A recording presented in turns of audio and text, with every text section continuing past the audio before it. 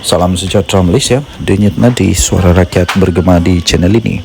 Terima kasih kerana terus bersama-sama di dalam channel ini untuk mendapatkan berita terbaru setiap hari. Bagi anda yang pertama kali berada dalam channel ini, sila pastikan untuk anda menekan butang subscribe, like dan share. Tekan juga tombol notifikasi untuk mendapatkan berita terbaru setiap hari. Denyut nadi suara rakyat bergema di channel ini, berita bermula sebentar lagi. Salam sejahtera Malaysia. Cepat. Kalau nak lompat, lompatlah sebelum 2 Mac. Nah, ini betul. Jadi, adakah 16 orang yang dikatakan itu akan cepat-cepat melompat selepas ini? Cepat. Kalau nak lompat, lompatlah sebelum 2 Mac. Sabudin Husin, 15 Februari. Parti Bersatu dijangka akan mengadakan Perhimpunan Agung Khas pada 2 Mac ini. Perhimpunan Agung Khas itu diadakan bertujuan untuk meminda perlembagaan susulan tindakan 6 ahli parlimennya setakat ini yang telah pun memberi sokongan kepada Perdana Menteri Datuk Seri Anwar Ibrahim. Berikutan wujudnya kelompangan dalam Akta Lompat Parti, tindakan 6 ahli parlimen berkenaan tidak menyebabkan kedudukannya mereka sebagai ahli parlimen tergugur. Sekadar memberi sokongan kepada Perdana Menteri tetapi menggunakan kekal dalam bersatu, tidak menjejaskan kedudukan mereka sebagai ahli parlimen. Kedudukan seorang ahli parlimen hanya akan tergugur jika mereka melompat parti dan menyertai parti lain. Dalam hal tersebut, tindakan maksimum yang boleh diambil hanyalah menggantung keahlian 6 ahli parlimen tersebut.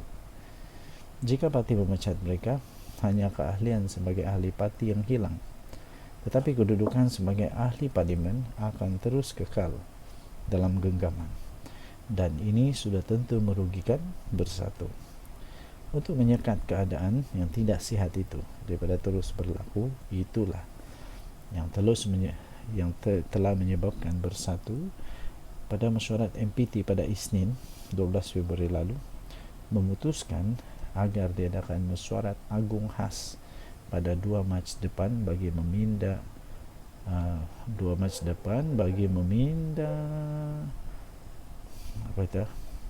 perlembagaannya.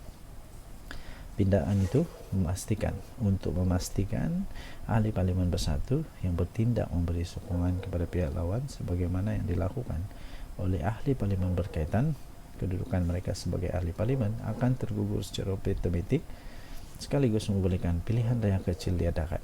Artinya, selepas 2 Mac ini, ahli parlimen Bersatu tidak boleh lagi sesuka hati mengumumkan sokongan terbuka kepada Perdana Menteri dan kerajaan atas apa sebab sekalipun, mahu peruntukan ke, mengintai projek maupun jawatan dalam kerajaan. Jika berbuat demikian juga, terkorbanlah kedudukan mereka sebagai ahli parlimen dan suatu pilihan raya kecil perlu diadakan. Pada 6 Januari lalu, Syed Abu Husin, ahli parlimen Bukit Gantang, yang semacam melantik dirinya sendiri sebagai jurucakap kumpulan pelompat itu mendedahkan terdapat 7 atau 8 lagi ahli parlimen Bersatu yang akan tampil memberi sokongan kepada Anwar dalam waktu terdekat ini.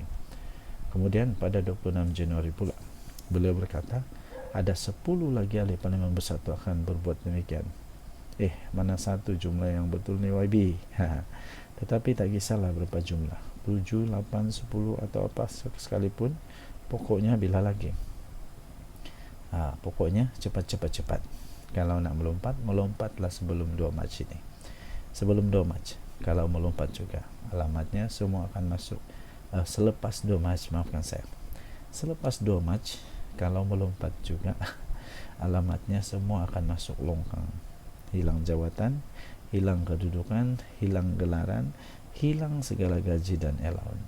Ingat tu Syed Husin, nak lompat mestilah sebelum 2 Mac. Sabudin Husin, 15 Februari 2024. Denyut nadi suara rakyat bergema di channel ini. Bye. Salam sejahtera Malaysia, denyut nadi suara rakyat bergema di channel ini. Akhirnya Perdana Menteri Datuk Seri Anwar Ibrahim tampil memberikan komen dan ulasan berkenaan dengan, saya fikir ada kaitan dengan aman Palestin. Beliau berkata, pengurusan kutipan derma perlu ada ketulusan. Saya sangat setuju, perlu ada ketulusan di dalam kutip derma. Sekarang ini memang rosak sudah. Apa yang dibuat oleh aman Palestin memang merusak banyak tanggapan tentang derma. Pasti ramai orang yang kecewa, terutama mereka yang pernah menderma kepada aman Palestin, yang berharap supaya uang mereka itu benar-benar dapat digunakan pakai, benar-benar dapat memberikan manfaat kepada orang-orang yang sedang sengsara di Palestin, alih-alih disalahguna, didakwa di mahkamah dan dibeli macam-macam lah, emas lah, kereta lah, lot bangunan lah, lot rumah lah, macam-macam. Perdana Menteri Datuk Seri Anwar Ibrahim menegaskan bahawa perlunya ada ketulusan dalam pengurusan sebarang dana kutipan derma di negara ini. Datuk Seri Anwar Ibrahim, Perdana Menteri Malaysia yang juga adalah Menteri Kewangan, berkata, setiap kutipan derma oleh mana-mana organisasi perlu mengikut peraturan bagi memastikan ia dapat disalurkan kepada golongan sasar yang memerlukan.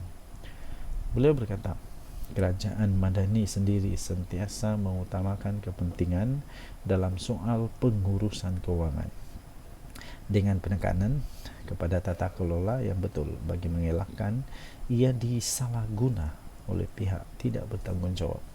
Sebab itu katanya kita cadangkan semua derma-derma ini ikut saluran dan kita minta supaya diteliti jumlahnya dan apa yang dibeli dan berapa banyak yang telah diserahkan. Perlu ada ketulusan katanya, betul ini. Beliau berkata demikian kepada Bernama dan RTM selepas menghadiri sesi dialog sempena Majlis Perasmian penutupan pemukiman Setiausaha Akbar dan Ketua Komunikasi Korporat di Kuala Lumpur hari ini. Jadi beliau berkata, itu sebabnya dalam soal pengurusan tata kelola kena teliti, kerana kita kutip derma, contohnya buat sekolah ma'ad tahfiz, kena ada peraturan. Kalau tidak, dia kutip itu kemudian baiki rumah. Sebab itu kita kena ikut peraturan, katanya lagi. Turut hadir dalam program selama 2 hari yang bermula semalam itu ialah Menteri Komunikasi Fahmi Fadzil dan Ketua Setiausaha Kementerian Komunikasi Datuk Muhammad Fauzi Mat Isa. Terdahulu, Datuk Seri Anwar Ibrahim telah menjawab pelbagai soalan yang dikemukakan oleh peserta yang terdiri daripada Setiausaha Akbar kepada menteri-menteri dan warga komunikasi korporat melalui pelbagai topik dan isu semasa. Tuan-tuan dan puan yang dihormati sekalian, sekarang yang susah, yang pening kepala ialah kerajaan sendirilah terpaksa buat damage control. Lepas ini apa saja kutipan derma bukan lagi mudah, susah sudah. Dan ini bagus juga sebenarnya, perlu diketatkan lebih ketat lagi supaya tidak ada salah guna kuasa, tidak ada salah guna keuangan.